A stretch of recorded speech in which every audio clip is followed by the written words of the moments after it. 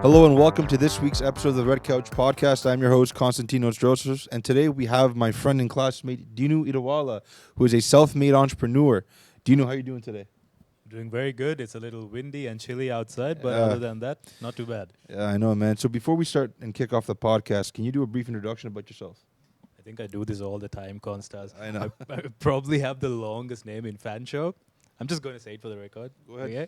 It's Vijay Sundara Mudiyanselage Dinushka Bandar Iddawela. Yep, I couldn't fit it on my driver's license here in Canada. Like, it only fitted like the first couple of words. Yeah. But yeah, I've been here for the last 1.5 years. And yeah, man, great to have met some amazing talent and amazing people like you. And I'm glad to be a part of this show today.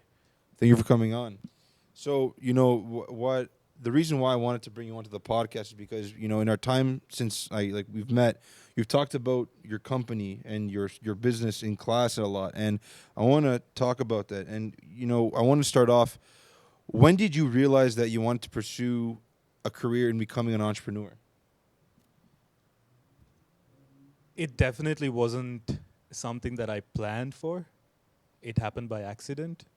It happened as an extremely frustrated consumer, and I really wanted to find a better solution. And that's how my entrepreneurial journey started. I guess I never really planned for it, and it just happened, and it just happened. And it's been 9 years since, and I'm glad that it happened. you know what I mean? Yeah, sometimes the best things in life happen just out of the random. And to also talk about when did you first conceptualize the idea for your business, and why did you choose the product or service that you offer? All right, so I run two businesses, so I'll talk about one of them, which is my intimates and clothing brand, which is called Clubhouse Vivaldi. And like I told you, I started out as a frustrated consumer. To be honest, I was just not finding the correct pair of tighty whities, as you'd want to call it. Yeah, we mainly sell underwear and intimates. And I was like, I'm having so many uncomfortable days. It was so hot. I would ride up, and I was like, man, I can't be the only person going through all of this. And I was like, a problem shared is a problem halved. So I went and told my good friend about it, and he was like, yeah, man, like I totally get it. Like shopping for underwear back from where I'm from, Sri Lanka is such a challenge. And so we prototyped an underwear, and it was better than what we found in the market. And yeah, that's the rest is history. Interesting story. And you kind of talked about your background there. How has your background and your upbringing, influenced your approach to your business and stuff? That's a great question, Consta. So my undergrad, I studied corporate finance and accounting. And my first job was I worked as a graphic designer. And my parents were like, yo, Dinu, what are you doing, man? Like, we just sent you to college and you studied a finance degree and now you want to be a graphic designer. And I just couldn't make sense to them. But I knew like I wanted to study this. And then I studied that and self-learned a lot of things. And then I went into sales and marketing in real estate. And that's kind of where I got that knowledge from. So the only job I really haven't done is HR. And then I felt like I've been in all the departments that I needed to run a business. I studied finance, I did design and branding, and I did real estate sales. So HR is the only thing that's left for me. So it definitely helped me. All of these things definitely helped me to start a business. That's for sure, man. Yeah. Yeah. And the one thing a lot of people know about with entrepreneurs is the hardships and success they face along the journey. I want to ask you, what were some of the roadblocks that you encountered when you had in the start, and how did you overcome them? Like, how did you overcome the roadblocks that you faced starting off your business? I guess like managing expectations is a big thing because you're working with a team and then everyone looks at you for direction and sometimes you feel lost. You don't know. I mean, personally, I felt lost countless numbers of times simply because it's not a journey that you've ever been on before. And then which decision should you take? And that's going to affect everyone who is a part of your team. And sometimes just not knowing where to turn and managing expectations really, because if you hit a sale at the end of the month, you can pay your people. But if you're not hitting your sale for some odd reason, you can't pay your people, and then retention is going to be hard too. So everyone joins you because they believe in your vision, But now when the person who has the vision is confused or does not know where to go, it's happened. But the best thing is just zone out, like you're too zoomed in, try to focus out of it, and then you see the bigger picture, and then making a decision becomes a lot easier. I've failed so many times in the past, but I think I'm a lot better at it now. That's good to say, man. And it's one thing as well is trying to hone in and find those people who see the vision as you do. Um, how did you go about, finding those people who saw the same vision you saw, and you got the funding to start your business at the start? So I started with my first paycheck. I bought 2 big rolls of fabric, and I kept it in my car because I didn't want to take it home. And I went and I found a manufacturer, and he's one of the largest like waistband manufacturers, and I convinced him to his minimum order quantities was like 2,000 yards, and in one color, and I convinced him to do 1,000 yards in 5 colors for me. Oh wow. And because of the favor he did for me back then, to date, he's the only supplier I buy my waistbands and elastics from. Wow. Because I want to, it's my gratitude towards him. Had he not helped me or believed in me back then, I would have been in a big mess. Like I wouldn't be here, I feel. It's hard, man. It's hard. And one thing I want to say is, what is a common mistake new entrepreneurs make that you wish you had avoided in your start? Well, that's a good one. That's a good one. You see a lot of businesses and a lot of aspiring businessmen. They have so much passion at the start, and passion drives purpose, but data drives decisions. And you need to do your product market analysis very thoroughly. You learn these things like SWOT and all these things in school. You should actually put that into practice, because passion can only get you so somewhat. Yeah. For the remaining of your journey, you need to make decisions based on data. And I feel like if you can master that, how to use the data to better your business, you can be a successful entrepreneur, because numbers don't lie. It is what it is. Yeah. And you kind of talked about, measuring success and stuff. As an entrepreneur in your vision, how do you measure success, and how does it look like for you in your business? Success is very subjective. For me, success is how much I can give back to the community. That's it. Yes, in the start, it becomes about dollars and cents, how much profit you made in the last year, how much revenue you're making. But for me, it's really working in the community and giving back to the people, creating jobs. And looking back at my 9 years in entrepreneurship, I'm proud to look back and be like, there's 100 families living because of me. From every vendor that supplies my product to all the seamstresses that work in the factories, they nourish 4 to 5 people in their families. So the fact that I'm helping that makes me feel very fulfilled, And I don't think any amount of money can really buy that fulfillment. Yeah, it's a nice way of looking at it too. Very humanistic. Now focusing more onto the marketing and the industry itself, how do you and your team stay ahead of trends in your industry? So we can only predict what it's gonna be. What happened? You dropped something? That's okay. We had a bit of a technical issue there. The bottom of my mic fell. So going back to what we were saying, Dinu, I want to talk about the way you and your company stay ahead of trends. How do you guys go about making sure that you're on top of like the latest styles or whatever trends that are in your industry, so that you make the products that your consumers want? Shall I tell you a super interesting story? Sure, man. Go ahead. Your parents are from Greece, right? Yes, they are. Okay, perfect. You know how in Greek architecture you have these on the walls and on like beams, you have these like patterns going around. Yeah. So when I visited Greece, that was my inspiration for the waistband of my underwear. Really, I had no idea. Yeah, man. so funny. so we had very many different shapes, like geometry designs and stuff like that. Especially when you're in coming back to that question, great question by the way. You find inspiration wherever you go. Really. I mean, it's at the end of the day, it's something. It's art. It's textile. It's clothing. So it's important that you stay ahead of the trend. Like for example, we just did a poll on our Instagram and we asked our audience, do they like solids, pastels, neons, or prints? And it was pastels and neons that they really like to see. So maybe for Q2, that's something that we'd want to do. I mean, no matter how much we sort of research, if your audience doesn't want that, it's not going to sell. You know what I mean? So we always try to ask them what they want to do and what they want to see. And yeah, just look for, go to Greece and find inspiration. Yeah, you go to Greece, go to any other end of the world to find inspiration for your designs. I applaud that. And another thing that is hard about being in an industry is differentiating yourself from your competitors. How have you gone about doing that with your company and your business? So we have this policy of 100% satisfaction guarantee, as in if it's your first time buying from us and you're not happy with it for whatever the reason it may be, like that bears on us. Like don't even worry about returning it.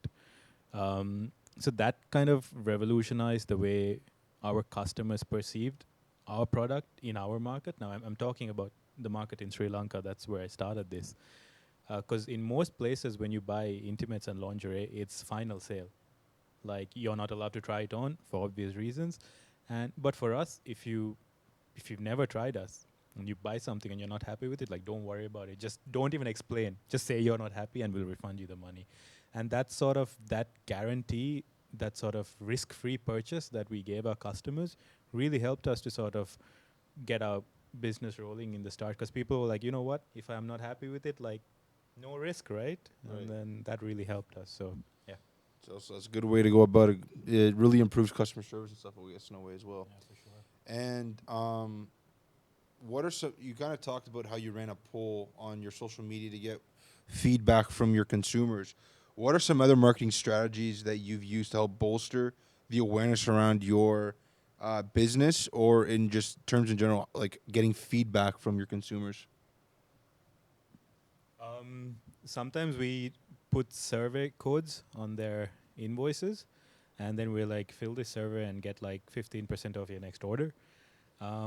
Back home, we have rickshaws. You know what autos are? Like these are like three-wheel rickshaws, Oh yeah. right? So the back of the rickshaw, when you're sitting, all you see is the back of the driver who's driving the rickshaw. So that entire panel, the back of his seat, is literally advertising space, right? Right. So I went and installed a small box and had like a rotating advertisement there. So when Nice. people were just on their way to work with the wind blowing in their head and they're like, oh, what is this? Oh, it's Clubhouse Vivaldi. You know what? That's 15% off. Let me grab that. So I tried to be as innovative as possible when it came to marketing. Worked with tons of influencers, done tons of comedy skits, done tons of placements at like matches and games and sponsorships for like Rotary Club and stuff like this. So yeah, just done a mix of things, advertise, magazine advertisements, you name it, like events, everything. It's interesting, man. Getting the word out there through either old means or like new means, way new branches, and a lot of cool things you've mentioned to me in the past. That you've gone all over the world to these conventions and stuff. What are some pretty interesting places that you visited when it comes to traveling and promoting your brand? I really like Europe simply because you can travel, you can do so many countries in one visit, Right. and you can do like, let's say, Italy, Switzerland, Sweden, Portugal, Denmark, Norway. How many countries are there in the EU? Just one train, you go to a different country, eat different food, drink different beverages. You know what I mean? And I always find Europe to be a really interesting travel destination, simply because it's like 2-3 hours away. You're in a complete different country. People speak a different language. The culture is different. The food is different. I'm a big foodie, man. So that's always interesting to travel to Europe for work. I Yeah, love it. man. Mm-hmm. And I kind of want to now move on to the mindset and the leadership behind being a business owner. How do you kind of bounce back from the setbacks and hardships that come from being an entrepreneur, both personally and I guess when it comes to like business as well? You fall 9 times, you get up 10 times, right? That's the motto. But no, it's Yeah. easier said than done. I think you need to have a good support system. However, the form it may be, through a partner or through a close group of friends. You need to have that safe space where you can, where people will lift you up. I feel like if you can say that you can do it in your mind, you're already halfway there. People don't give it so much value, but mindset is everything. It's mind over matter all the time. I know sometimes situations happen in life, you feel like, oh, I could have done this better, this could have gone differently. But no matter what happens, if you have a good support system, I feel like who'll accept your failures and who'll encourage you when you can't encourage yourself, I think that's very important to bounce back. And also, what are some routines and habits that have contributed to your success in your business? No matter what we do on this world, none of us are going to get out alive. Our time is finite. You agree with me, Consta? Yeah, I do. 70, 80, maybe 90 if you're really lucky nowadays, right? Yeah. So that's all you have to play with. I'm not getting younger any day. Neither are you. I can do all of this while my body is strong and healthy. So I make it a point to at least go to the gym 2 to 3 times a week. Try to eat healthy, except on Fridays when my friends come over. I cannot, but at Fair least enough. for the rest of the week to do that, because this is my temple. I am doing all of this because my body allows me to do it. And the day I cannot move anymore, I can't do any of the things that I'm doing right now. So it's important to your mental health, and your physical health is also very important. So I try to be healthy as possible. It's hard, but It is, man. I try to be. It is. And how have you been able to balance work and your personal life since starting your journey? Um, I'm fortunate to have a good set of people around me who support me and encourage me in what I do. And I'm truly passionate about the work I do.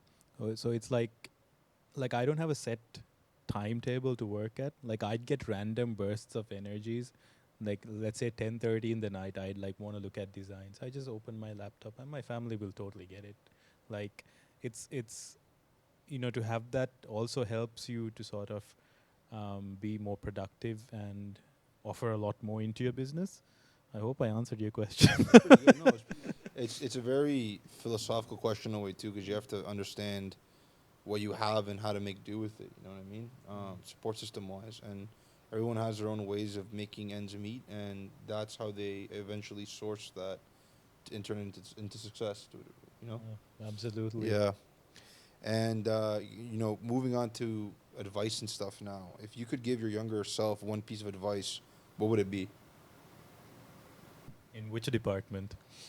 Um, Personal, love, career, personal. You know what we'll say? It's very open-ended question. Let's say personal and career. Personal, just be who you are. Like, own your decisions, own yourself, own your life, because no one does you better than you do you. Okay? Personal. True. Don't try to live a life that you think you should live. Just live your life. Live who you are. You'll attract the correct people that way. Correct. Career-wise, don't be afraid to change careers. Though, like for example, I wanted to become an investment banker. I was pretty upset when I saw my journey sort of shifting. I did a 180 pretty much, but like embrace that change. Don't worry. Sometimes not everything you do goes according to plan, but rather than the destination, enjoy the journey. It's always better that It's way. very deep. You asked for it. Yeah, I know. Very true. And also kind of looking at people who you've looked up to. What is a valuable lesson you've learned from a fellow entrepreneur that you've applied in the success of building the success of your company or your business? Oh, interesting. Let's look at a recent example. Let's look at Elon Musk. I mean, how many Teslas caught on fire? How many Teslas blew up? How many SpaceX rocket launches fell off, man? But one thing, his grit and his determination to make that product better never stopped. In fact, those things only made him want to achieve perfection even more, right? So I think embracing failure and looking at it as a doorway to improve yourself is a key thing that I learned from people like Elon. Yeah. Yeah, there's a lot of monumentous personalities out there who are the face of companies and stuff like that. And, you know, Elon Musk is one, but who are some others that you've kind of looked out to for, I guess, inspiration to keep the flame ignited in creative decision making or certain business takes that have made you, like, you're on, like, the mindset of being an entrepreneur yours and stuff like that? Who have been the influences? So interestingly, like when you talk about the people who influence you, I never try to be influenced by a person if I cannot live their exact life. Like Elon has a crazy work ethic. He works like 14, 15 hours a day. Like I can't commit to that. Like Yeah. it's inhuman. I've You know seen what I some mean? of that stuff. Yeah. So I take things that I can learn from people. Like obviously, like for example, this guy Ben Francis. I don't know if you've heard of him. He's the I've guy never who heard of does Gymshark. Oh, okay. Yes. Yeah. I've heard of him. He's Before, a very young entrepreneur too. I think he's like very late 20s or early 30s, if I'm not mistaken. Amazing guy. He gets all his production made in Sri Lanka, which I think is pretty cool because our country has the infrastructure to support big brands like that, and to see his growth and how he started out. He also failed like a multiple times before he hit the jackpot. You know what I mean? There are other institutional investors that I look up to. Berkshire Hathaway, Warren Buffett, and that's a great guy too. Donald Trump, for that matter, he's also he was like $900 million in debt, and all of a sudden he became a billionaire. Like so, there are so many people that you can draw and find inspiration from. And honestly, sometimes the janitor down the hallway is also a person you can get inspired from. May not be in terms of entrepreneurship, but something good that he does. the drive, the personal drive behind people. Absolutely. Yeah. How much does it matter to you? Exactly. Yeah. And to any viewers of ours who are financial students that are taking courses that, or just in general want to start a business of their own once they leave the confines of the college, what is one piece of advice you can give to them that could give them the inspiration that, this is a type of, like, I can do this? You definitely can. If you're thinking about it, you've already started your journey, you're halfway there. Execution is the most important thing. You know the richest place on the planet Earth is a cemetery. How many ideas have never come into fruition is in the cemetery? That's very true. How many ideas? I never thought about it like that. Yeah. That's the richest place in the earth, man. No Yeah, matter man. what we say, richest real estate is there. But don't take your dream to your grave with you. If you really like something and you really want to do something, just go for it. I mean, it's not like the 60s anymore. Like, we have so much support around us. I mean, you have so many angel investors out there. You have so many programs, pilot programs. You have so many resources out there. I mean, you spend some time on YouTube learning how to become a businessman. You probably get a lot of advice there. But one advice I would say is planning to fail is failing to plan. So plan and just action. Be actionable. Be accountable and actionable. That's it, really. It was quite inspirational talk, Dinu. Thank you for coming on the show today and talking to us about your story. That is it for this episode of the Red Couch Podcast. Find more on our YouTube channel or wherever you get your podcasts. For the Interrobang, I'm Konstantinos Drossos.